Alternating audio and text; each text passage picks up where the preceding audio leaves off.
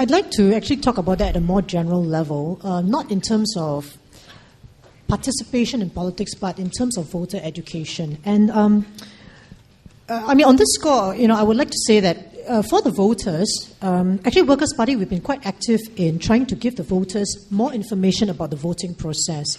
Because I think those of you who have voted or you know something about the voting process, you would know, for example, things like the ballot paper has got serial numbers. And this sometimes has a psychological effect on people because they think that their votes might be traced and things like that. So we are very confident that the votes are not traced because we have been following the election process for many elections already. So we actually printed out this special brochure to tell voters step by step what happens to the ballot from the time it's cast all the way until it's counted, put in the Supreme Court vault, and it's incinerated in 2 hours, because we want people to have confidence that the vote itself will not be traced. So I think there is a need also for public education. I mean, it's not just about political participation, but for the voters in general. I think it's important for everyone to have confidence in the secrecy of the ballot, which we can say from our observations, there's no reason to, in a sense, be doubtful about that.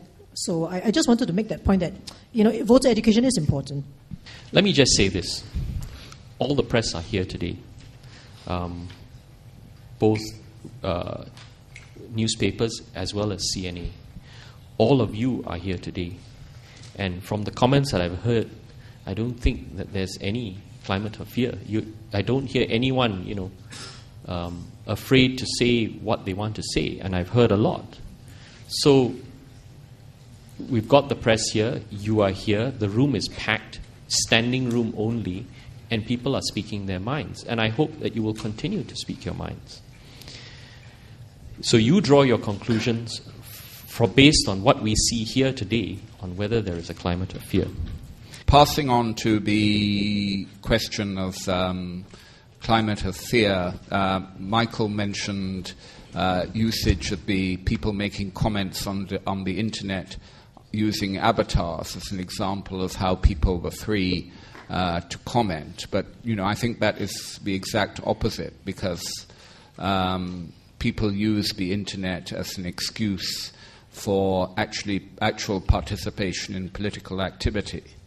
I think they feel that it's a safe way of expressing their anger or their discontent or their wish for change, and they don't have to do anything else. So I think it actually shows the fact that you'll get a lot of people criticizing the government, but very few maybe turning up to a rally or joining opposition parties, as a sign that there is a lot of fear out there.